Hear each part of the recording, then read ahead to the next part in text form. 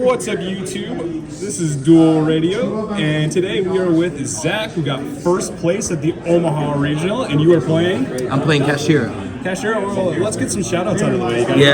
First and foremost, just want to thank God, and God put me in so many great spots and great opportunities today. I want to give a huge shout-out to Micah Peters, my cousin Micah, our buddy Ryan.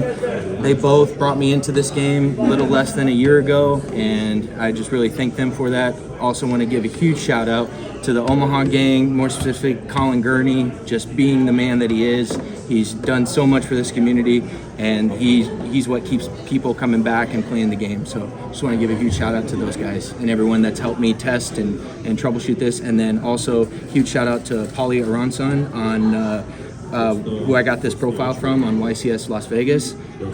Big shout out to him. He's the one that he's the one that first introduced this to me, not directly, but I saw it and I decided to play it. So absolutely, let's get right into it. Yeah. So first, to start off with, pretty standard. You got your 3 unicorns. That's pretty typical, and then you got your 3 fenriers. Sorry, I'm new to this. This is his first one. Yeah, this is my first one. Your 3 fenriers, and then your two rice hearts. I did also play Scareclaw Castira and also Tearlaments Castira as well, and then finally Unicorn. So as far as engine monsters, those are the pretty standard. I know people don't play this, but it's awesome, especially if you can get the normal summon for your Shangri-La. If you haven't used your normal summon yet, it's just clutch. It came in clutch for me a couple times. I only used the effect to excavate 5 once, but just having that information of knowing what your opponent's going to draw next and what they're going to have is crucial. As far as non-engine cards go, you got 3 ashes. Again, just kind of came in clutch. The only time I sided these out was when I was going first, and I'll get into that a little bit more later. Now for your spells, do your Pressured Planet, your 3 field spells, your 3 Theosis. I know some people play 2, and it bricks sometimes if you draw it. It did happen to me today, but luckily things kind of worked out for me, game 3. And then I also play 3 Birth as well. And then the 1 non-engine is your Terraforming, and then also Book of Moons. I know, so little backstory, I submitted this deck list about a week and a half ago, kind of pre-SIAC, and I didn't think about it. I know a lot of people, specifically Castira players, have changed that. Now they're maining like the Gamma, the Frame Gear Gamma, and they're playing the Omega as well. And unfortunately, since I already submitted it, I was stuck with it, but I just trusted it, and it ended up working out for me. One of the biggest things was Book of Moon, especially in the mirror match. In round 5, I played the mirror match. Game 1, won the die roll, set up my board, had Book of Moon in hand, your Shangri-La, your Arise Heart, your Mind Hacker. He's special summon Unicorn. I Book of Mooned it, and that's essentially what won me that game. So it did come in clutch for me.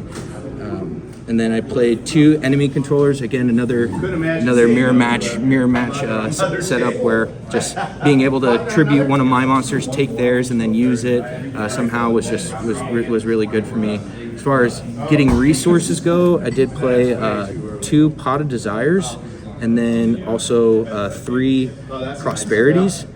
So what I did going first, I would keep these in.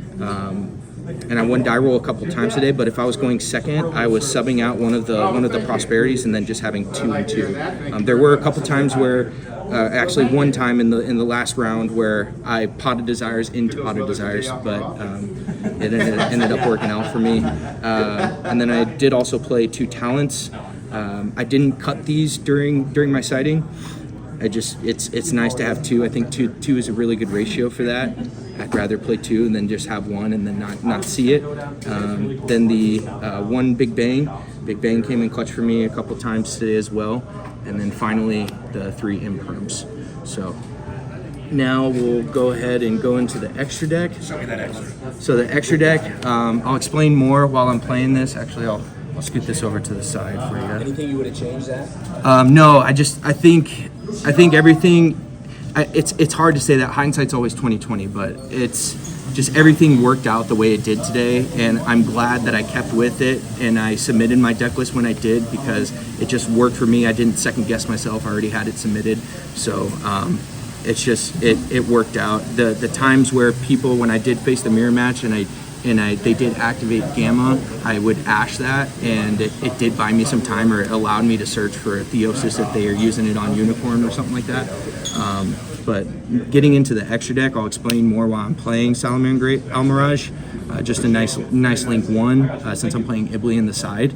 And then my two kind of attachment cards are your Garura, your Fossil Warrior Skull Knight, and your Garura as well. So most of the time, if I'm going first and I already have a good board set up, I'm not attaching like the Big Bang or the Theosis because I want to get the Fossil Warrior Skull Knight for follow up on my turn to pop a monster on my turn by banishing that from the grave. But then also Garura gives me a draw.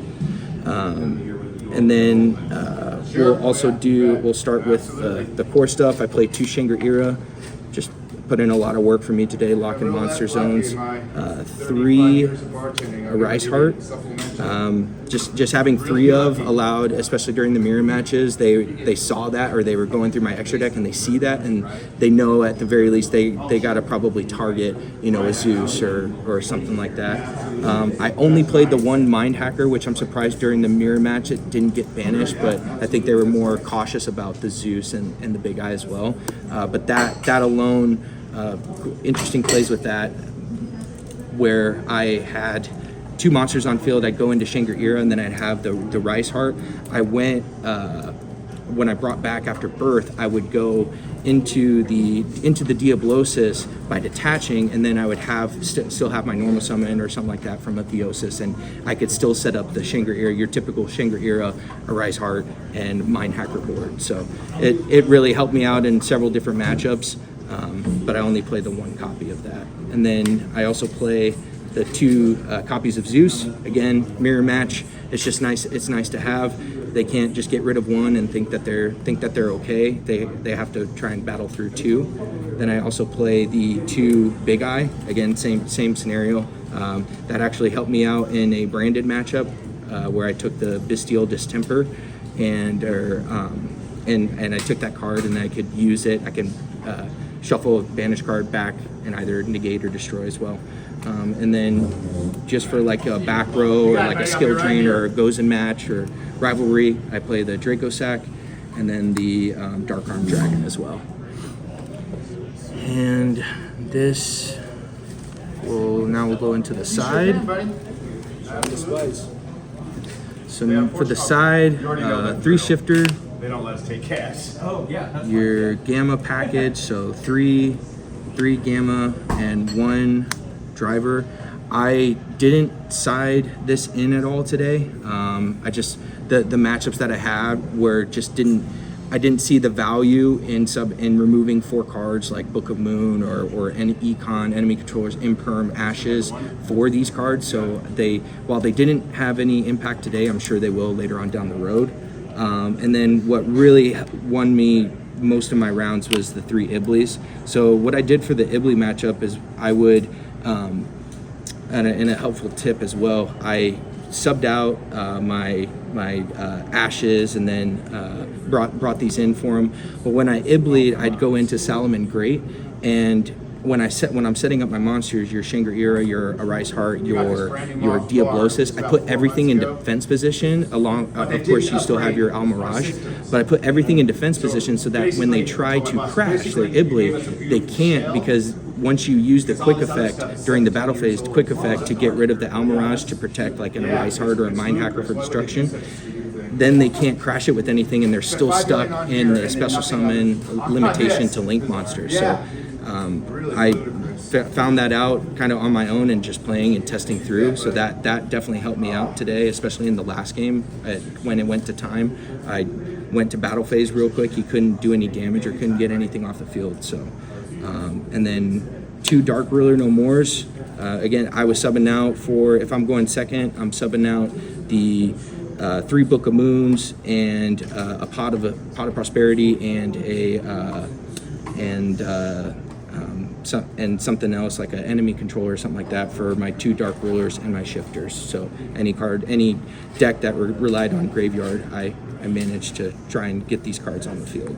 And then finally, the 3 Solemn Judgments. I only played 2 today when I was subbing out. So if I was going first, I bring in the 3 Iblis and then the 2 Solemn Judgments. So your 2 enemy controllers and then the 3 Book of Moons would equal those 5. So just really grateful everything happened the way it did today. I had maybe a couple mistakes or things that didn't necessarily go my way, and bricked in a game 2 in the 6th round or the 5th round. And but luckily enough, I was drawing Ibli most of the time and preventing them from essentially playing. So.